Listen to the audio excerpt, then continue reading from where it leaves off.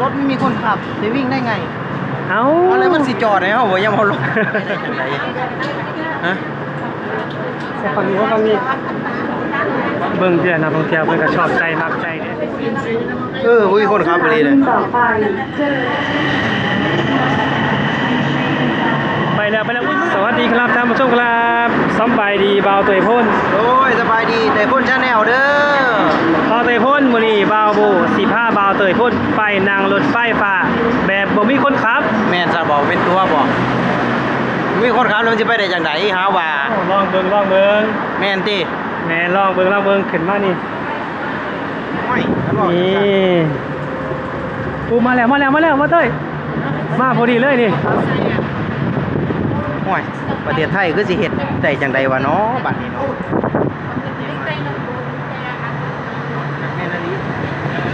คนขับบ่มีเด้มีล้อยางอีกต่างหากคนขับบ่ดิแม่ประเทศไทยคือเฮ็ดได้แล้วบัดนี้งงเด้อบัดนี้โอ้แม่นอีหลีบ่เอ้านี่ไงของจริง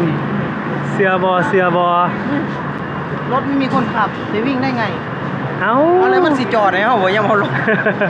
กระจอดเนาะมันก็ใส่แบบบังคับด้วยคอมพิวเตอร์ดิเอาผมไม่ได้เป็นคนบังคับอันนี้เพิ่นก็สิมีห้องบังคับของเพิ่นดิเอาเลยโอ้โหเอาขึ้นไปเบาเตยถึงนี่แหละเขาบอกประเทศไทยเนี่ยผมถึงนี่แหละถึงอีกแล้วบ่บอกออกอีกแล้วบอกอีกแล้วนี่คือด้านหน้า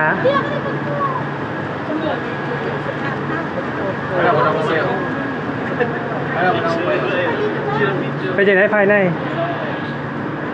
มันก็ว่าผมถือได้มันสั่นๆเนาะมันแบบกว้างนะสะอาดป่ะสะอาดเนี่ยแล้วก็น้อยแต่ผมมีคนขับนี่นะแบบมันมาเงินมันไปได้จังไดฮะฝั่งนี้เบิ่งเดือนนักท่องเที่ยวเพิ่นก็ชอบใจมักใจเด้เพิ่นก็สิรู้สึกคือบ่ได้พ้นบ่เป็นไปได้ไงอ่ะนะนี่แหละคือความมีสิ่งของคำว่าประเทศไทยสุดยอดเลยอ่ะ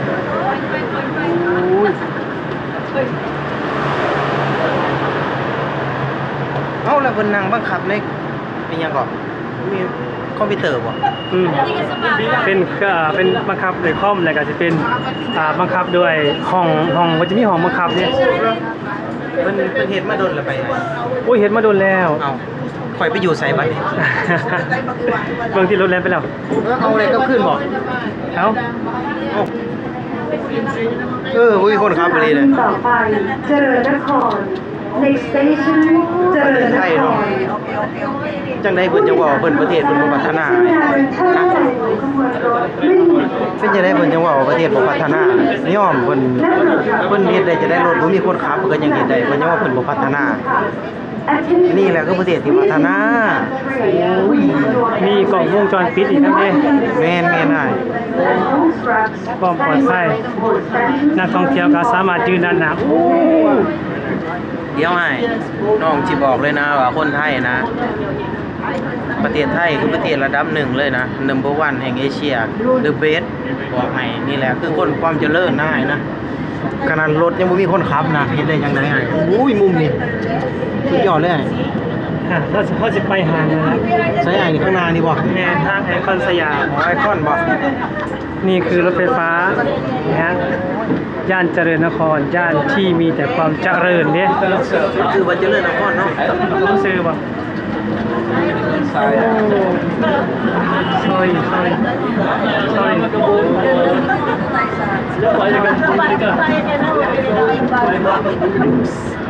We are driving it, driving. Sa kanya to si Icon. The icon. Ewan ko ba dyan sa mata? Ewan, mabilis na.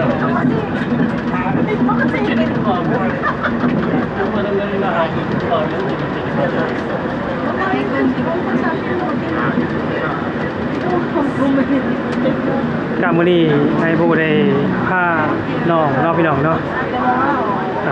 บ่าวเตยพ่นมาเห็นอีกหนึ่งความมหัศจรรย์ของเมืองไทยก็คือได้นั่งรถไฟแบบบ่มีคนขับนะขับเคลื่อนด้วยล้อยางเนาะพี่น้องสองข้างเนาะเป็นรถไฟฟ้าสายสีทองของเมืองไทยที่วิ่งไปห้าง เจริญนคร Icon saya. This is icon saya. This is icon saya.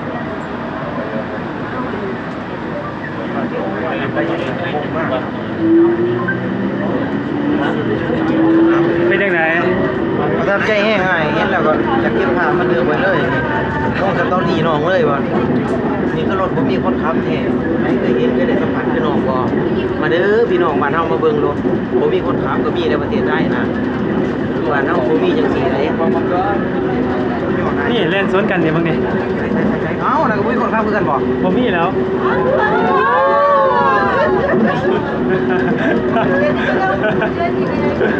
นี่ก็ความตื่นเต้นเนาะ sorry เข้าฮอดเดี๋ยวดีไปอยู่ได้เมาเรื่องไหน ผมมาหอยตื่นเต้น ตื่นเต้น เพิ่นก็ดีใจคือน้องเห็นบ่เพิ่นน่าจะแบบได้นั่งครั้งแรกคือน้องบ่หรือว่าจังได๋ กาซิเมียนนี่แหละประทับใจ ประทับใจนะ ผู้โดยสารขบวนรถโปรดรอช่วงว่างระหว่างพื้นที่ชานชาลากับขบวนรถ เมาเตยพ่น มาฟังดิเมาเตยพ่น มันมีคนครับก็มีบ้านนี้ประเทศไทยสุดยอดมันมีสิ่งเมืองไทย ไม่มีอะไรที่คนไทยทำไม่ได้คำนี้สุดยอดมีอะไร สุดยอดว่ะ แม่นคนไทยบอกถูกโอ้ยอ้ายตึกนั่นตึกยังน่ะ อลังการว่ะ แม่น โอ้โห ตึกยังน่ะ โอ้ให้กับบุหูเด้อตัวเนี้ย บ่ นี่คือถนนเจริญนครที่จะมุ่งหน้าไปตากสิน ตักสิน นี่รถไฟที่เขานั่งมาให้ตัวบ่เบิ่งดีรถบ่มีคนขับนี่ แม่นอ้ายแม่นบ่เชื่อแล้ว เชื่ออะไรบ่ มีคนรับอันนี้จะพูดว่าใครเป็นคนคิด ประเทศไทยตัวไปแล้ว ไปเหรอบายบายเด้อรถเลยคนไหนเป็นคนคิดออกมาว่ารถบ่มีคนขับนี่ใครคือคิดได้คือเก่งเนี่ยว่าเจ้ากินข้าวก็มีหยังน่ะก็จะพูดเลยเนาะโอ้ยก็อยากถามเจ้าดีแบบอยากนั่งถามเจ้าดีคือสิคัก กดไปแล้ว โอ้ยคิดได้จังไดเนาะคนไทยเนาะโอ้เงืดแห้ง่าย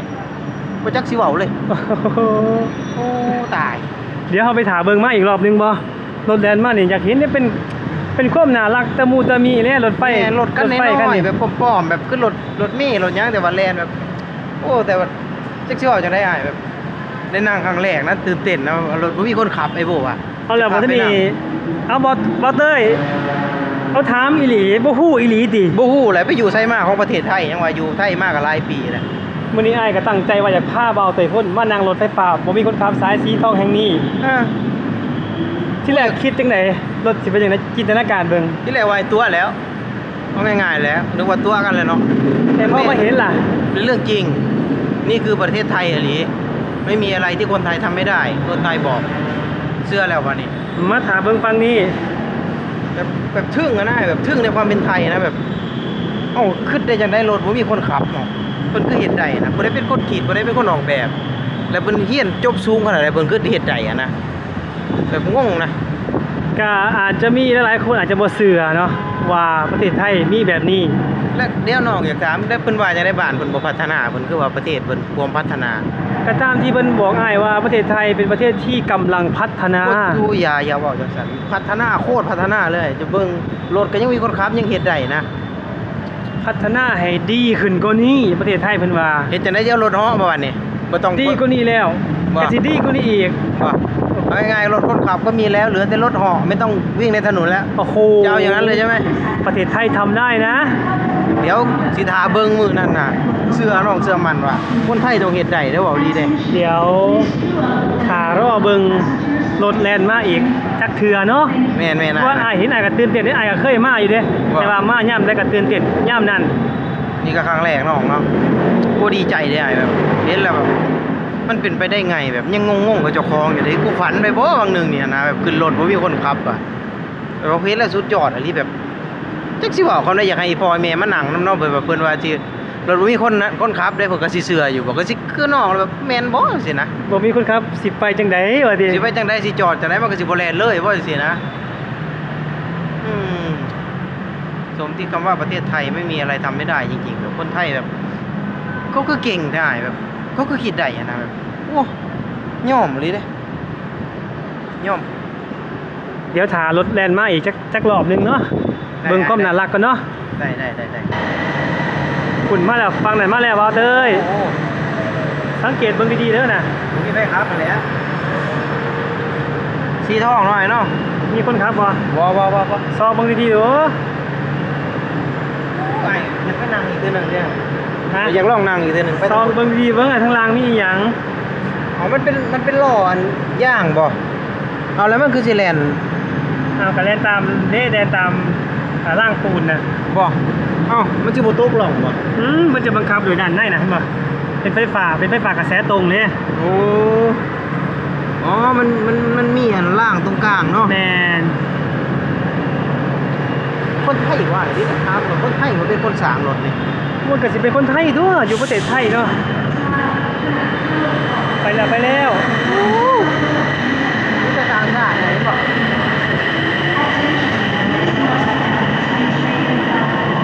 อุ้ยไม่อีกแล้วคุณ มาได้ให้ลูกให้น้องนี่ มา1 2 3แอคชั่น ประเทศไทยยอด พูดมาแล้ว โอ้คนเต็มรถเลย มาแล้ว ว้าว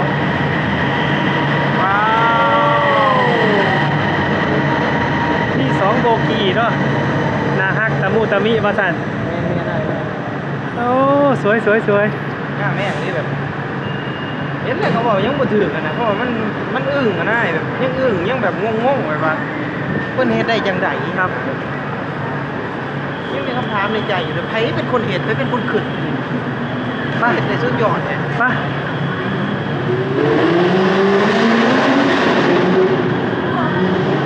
ไปไหนเห็นล่ะไปไหน ประทับใจอ่ะเฮาขี่ไปนี่สิไปหอดใจนี่ ไปฮอดพุ่นแล้วตากสินพุ่น ตากสิน แม่เป็นสถานีสั้นๆเด้ โอ้จักกิโลเพิ่นวิ่งนี่ ความเร็วอ่ะ80 ในฝรั่งเพิ่นยังงงนำเฮ็ดไว้ นะ ฝรั่งยังงงนำ เป็นซองเมืองหล่อเนาะ บ่แล้วภาษายังคนลาวคือข่อยสิบ่งงเอาที่เจ้าว่าฝรั่งยังงงยอด ซองเมืองหล่อ ไทยแลนด์ beautiful ไป ยอด เบิ่งก่อนโอ้ยอยากเบิ่งกันโดนเด้ น้อง ไป น้องอย่าว่าเขาฝรั่งว่า Thailand good idea แม่นบ่ Thailand really good idea ถูกต้อง บอกว่าฝรั่งนะแต่มันบอกบ่เป็นคนบ่ได้เฮียนนี่นะ อ๋อคือบ่เฮียนล่ะ โอ้ยเฮียนจะได้เข้าสิกินยังบ่มีตอนยังน้อยความทุกข์ความยากอยู่บ้านนายเอ้ย โอ้ย ถ้า ลาว บ่ได้รู้จักประเทศไทยก็บ่มีมื้อนี้ดอกสิได้มาขี่รถบ่มีคนขี่นี่ เอาว่ากันไปเนาะ แม่นอ้ายบอกความอันเจ้าหน่อยสิดราม่านะบ่ว่าเป็นทางกันนะดีกว่า มื้อนี้เฮามาเที่ยวเนาะฮอดแล้วเด้อพี่น้องเด้อมื้อนี้บ่าวโบกับพาบ่าวเตยพ่นมาที่ห้างไอคอนสยามเนาะพี่น้องเนาะ สยามเนาะบ่เคยมาจักเทื่ออีกแล้ว นี่เด้อเสียบเข้าไปเด้อบัตรเสียบไม่ถึกเด้อบัตรสีทอง เสียบเลยเนาะ เสียบเลยเบาตุนมาเบิ่งฟังนี้ฟังความเจริญ ฟังซ้ายมือพีไอคอนสยาม ฝั่งขวาได้ห่างเนี่ย ฟังขวาก็เป็นไอคอนสยามเหมือนกันเฟส2เพิ่นจะสร้างฟังนี้ก่อนเด้เพิ่นจะสร้างฟังนี้ก่อนมาเบิ่งนี้ก่อนนี่ความเจริญเนี่ยอยากให้เบาเตยได้เห็นเนี่ย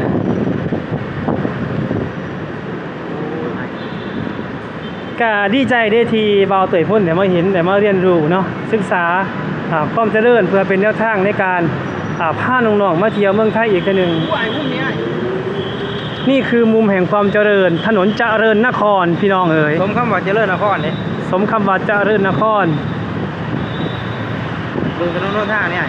3 เลน 6 เลนเลย ไป3มา3โอ้ขาดน้อยเนาะผมก็ว่าประเทศไทยนี่ ไปพยาเข้าไปในห้างว่าที่นี่พี่น้องเอ๋ยมื้อนี้บ่าวโบเองก็ถือว่าได้มาฮอดแล้วสถานที่ที่ตั้งใจพาบ่าวเตยพ่นมาเนาะพี่น้องเนาะถ้าผู้ชมท่านไหนที่มักคลิปของบ่าวโบก็ถือว่าอยากให้กดไลค์เนาะพี่น้องเนาะสนับสนุนบ่าวโบโดยการบ่กดข้ามโฆษณาเพื่อจะมีกำลังใจในการเฮ็ดคลิปต่อๆไปมื้อนี้ก็อยากให้ไปหาบ่าวเตยพ่นเนาะเขียนภาษาไทยส่องบ่าวต้นว่าจังไดบ่าวเตย เต้ยพลชาแนลครับ เตยพ่น Channel แม่นาย อ๋อภาษาไทยเนาะ กดไลค์กดแชร์กดติดตามช่องน้อยๆกำลังเปิดใหม่เนาะก็สิ่งใดบ่ฮู้ก็ไอโบสอนเนาะ คือว่า BPFC เขามากอะแนะนำน้องได้ไปถ่ายมันหมองนี้บ่ฮู้น้องก็สิได้ถามอะนะน้องเป็นคนที่บ่ค่อยได้ออกไปไสมาไสนายมาเห็นความเจริญจังซี่ก็ประทับใจตื่นตาตื่นใจอยากฮู้อยากเห็นนะกลายเป็นคนบ้านนอกที่แบบบ่เคยเห็นความเจริญนะ อันนี้เป็นกระจกเลยนี่ กระจกไปบ่เอามันจะบ่แตกบ่ ว่าลองเหยียบดูนะ ยืดได้มั้ยเนาะ ยืนได้ตัว ก็คือมีไฟบ่ มีไฟส่องขึ้นมานี่คือวัฒนธรรมไทยพี่น้องเอ๋ยไก่สงกรานต์แล้วสำหรับคลิปนี้บาบูเองสิลาไปแล้วเด้อพี่น้องเอ๋ยนะฮะก่อนจากอย่าลืมกดไลค์เป็นกำลังใจกดกระดิ่งแจ้งเตือนเพื่อสิได้บ่พลาดคลิปใหม่ๆของบาบูเด้อพี่น้องสนับสนุนบาบูโดยการบ่กดข้ามโฆษณากันแล้วกันบาวเต้ยสำบายดี สวัสดีครับเต้ยพลชาแนลครับ บ๊ายบาย โอ้ย วั งาม ฒน แม่ง ธรรมไทยงามแห้งเนาะ มันเห็นผักเนาะ